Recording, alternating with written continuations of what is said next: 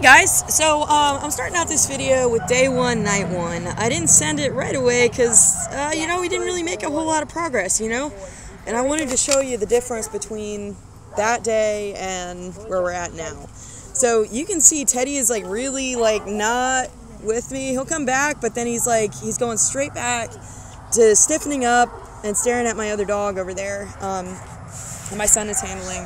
Now that dog is a three-legged coonhound. And he's a really good one because, one, he walks funny, and, he loves other dogs. So he's kind of a really safe bet when we're first, getting them, out of their reactivity. So you see him tightening up and wanting to stiff up. That's kind of Teddy throwing gang signs at this point. And what I want from him is engagement.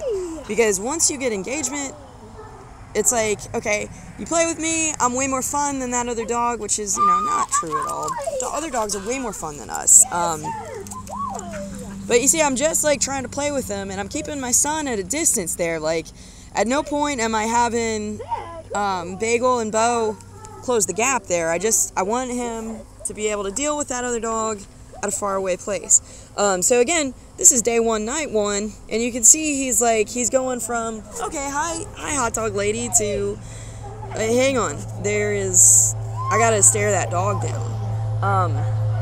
Which of course is not ideal. It's dude, you're a golden, you're not a pit bull, let's have some fun.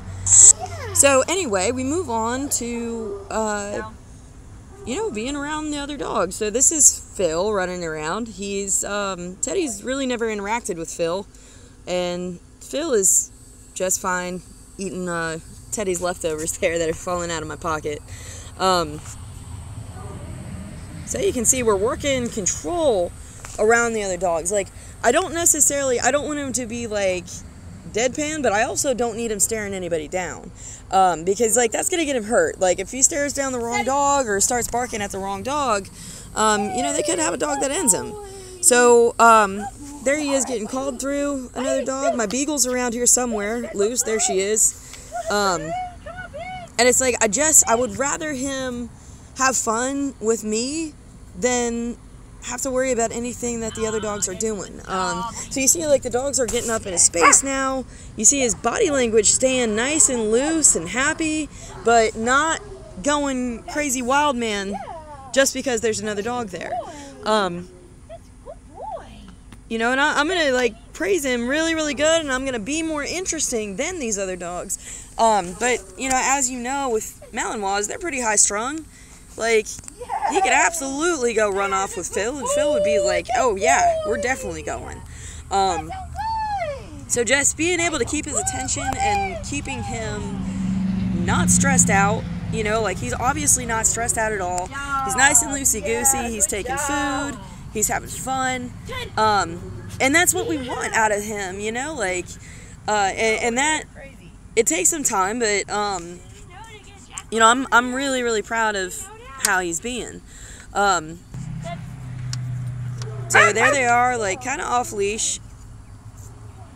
And I call him back, and you see how he's wanting to engage with me. He's those dogs don't have what I want, you have what I want. And for him to be walking alongside, a dog that he's really never met is something to be really, really proud of compared to where we were last week, where it was man, he's going nuts everywhere we go, for no reason other than a little bit of insecurity, a little bit of excitement, and, there's that.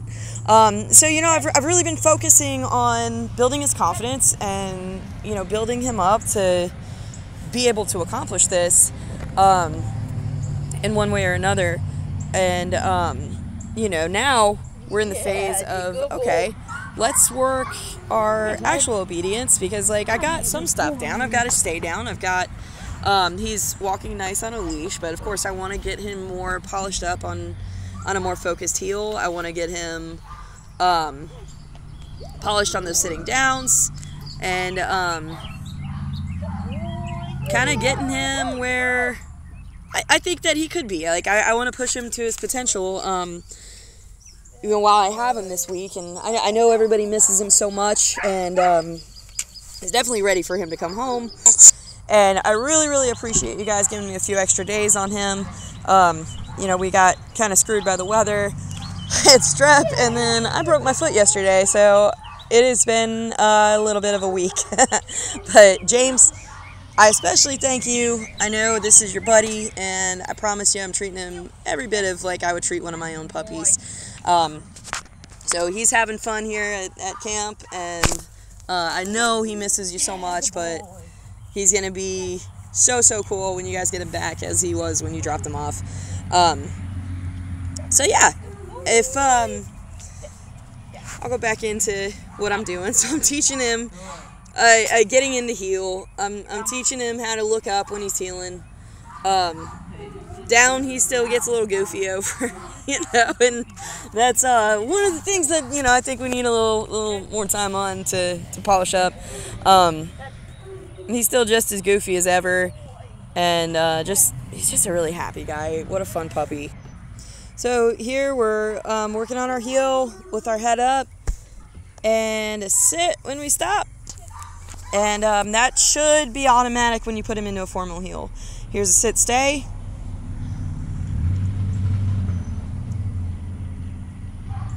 And he's going a little past me. I either want him to come in the heel or come in the front, depending on what I'm asking for.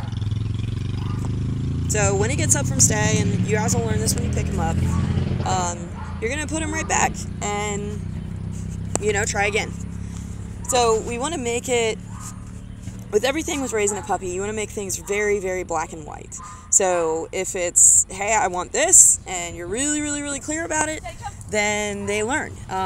So consistency is everything, and you know, you really want just to, you know, hey, this means that, and that means this, and you know, you don't have to think about it, because the more kind of gray area we give a dog, like, sort of the worse off they end up. But yeah, no, so I'm really proud of him. Like, his positions aren't perfect yet, but he's super young, and we're just trying to learn that, hey, you come with me, you look at me, you sit when we stop, you know, and we'll get that fine-tuned stuff later. I just want him to understand the concepts, and this is all part of the process in puppy imprinting. That, you know, is so important for, you know, when he grows up and he's a big guy, and, you know, you guys are doing all the things with him. You know, you might want to make him a sport dog. You might say, hey, I just want to be able to bring him to the bar, and him acts like not a maniac. So that's what we're doing. Like, we do a little bit of everything. So he's prepped for a little bit of this, a little bit of that, and, you know, we'll go from there. And it's like, I don't want to dampen his enthusiasm, you know? Like, we want enthusiasm in work. We want him to be happy when he's doing obedience. So you see him kind of jumping up. He's not jumping on me. He's just showing enthusiasm. And I'm not going to, like, kill that quite yet, you know? Like, it's a heck of a lot easier to put in some brakes rather than, you know, replace a whole engine. So, you know, it's like, we want to keep him nice and happy. He's a baby. We're going to let him make mistakes, and we're not going to, like, get, you know, upset about the mistakes. Mistakes are good in learning, because if they're willing to make mistakes and keep trying, then that means we're doing a good job as trainers and puppy raisers to say, hey, you know, I'm going to keep trying, and, you know, this is a safe place to learn. When they learn they can't make mistakes, then they'd stop trying, and we want him to keep giving us more. So yeah, I'm sorry for rambling on and on about theory, but I think it's good. You know, this is stuff that you guys are able to look back on and try again. We will get that front, I swear, if it's the last thing I do. I'll break another bone for it. But anyway, I hope you guys are having a great night, and again, big shout out to James. Thank you so much for letting me keep your buddy for just a little longer, so we can polish some things up. But anyway, I will see you guys soon, and we'll keep sending updates. So have a good one, and I'll talk to you guys soon.